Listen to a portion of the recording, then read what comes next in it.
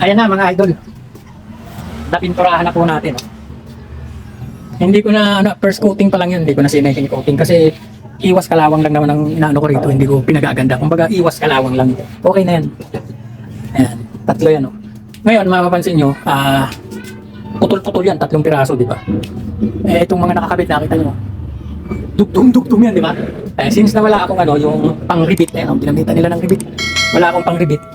Dudugtong ko rin yan.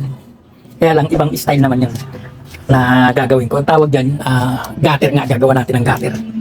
Yan. Ayan o. Ito. Ayan, mapapansin nyo, may mga guhit. Ayan o. Binuhitan ko yan. Ang sukat nito, mga idols, of course, itong sinlaki nung buka ng yero, nung alulod. So, 4 ang buka niya. So, mula dito, kumuha ko ng 4 plus extension ng 1/4. So, ang total, 4 and 1/4 inches. Okay? Gugupitin natin yan tapos ibabaluktot.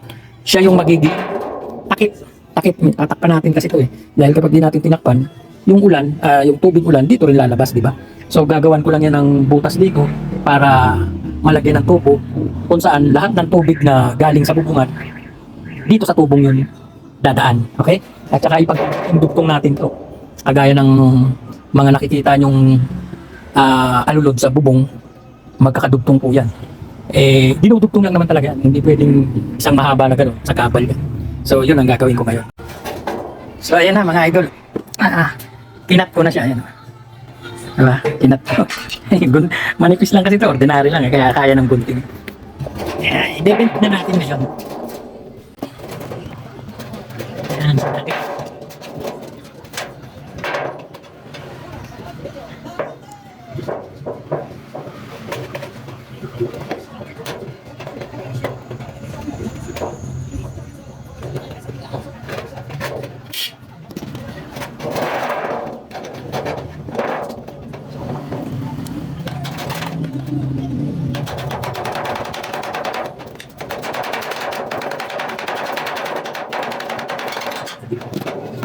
Okay. Tapos, i-bendin dito. Bendin natin yan. Ayan. Sukat naman ito, 1/4. Ayan, dito mga idol, 1/4. Sukat. Mamaya makikita nyo kung ano yung trabaho nito. Mahalaga trabaho nito. Itong 1/4 na ito.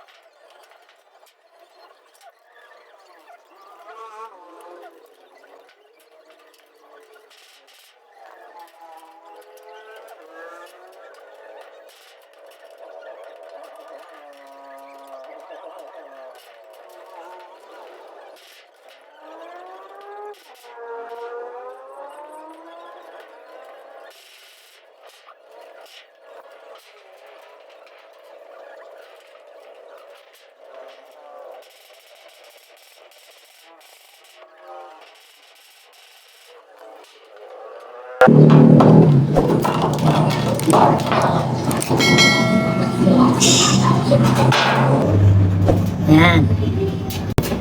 Ito, pwede natin ibaluktot to rito. Pero, wag na, design lang naman yun. Ako naman, kakatingin. Pero normally yung iba, yung mga professional talaga, binabaluktot din yan nila rito. Ito, sukat din naman yan eh. Kabaluktot yan dyan. Magandang tingnan. Since na ako naman, hindi ako naghahanap ng maganda, kakatingin ko na rito mga idol. Kasi ano lang naman ito, kumbaga, para hindi lang tumagpas yung ulan. Yan.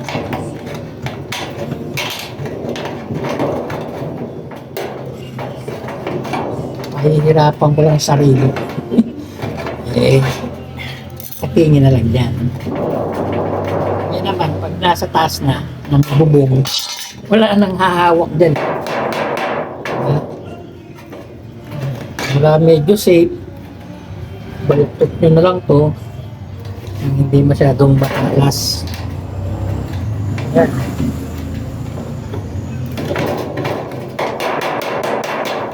Okay na yan. Hindi naman tayo professional na mamamanday. Ayan. So, napipigil na niya yung tubig ulan dyan, di ba? Ayan na, Yung kabilang dulo naman, dugtungan. Dudugtong natin doon. So, iba naman ang cut doon, mga idol. Uulan yata, mga idol. Pero, ayan okay na mga idol, nalakabit ko na yung alulod na ginawa ko. Ayan bagay. Hindi ko na nga lang nakuna ng video kasi alam mo naman, wala akong cameraman. Ayan, dalawa yung exhaust niya ng tubig. Ayan. Kaya kahit na ulan, okay na. Ayan, hindi na kakaba-kaba. Ayan, nailagay ko na. Kahapon, pinulungan pa nga ako ng anak ko din. Kasi ang init at saka ang taas, nakakatakot din. Okay? Salamat sa mga makakapanood. Ayan, ang asawa ko, walang kabilib-bilib sa akin.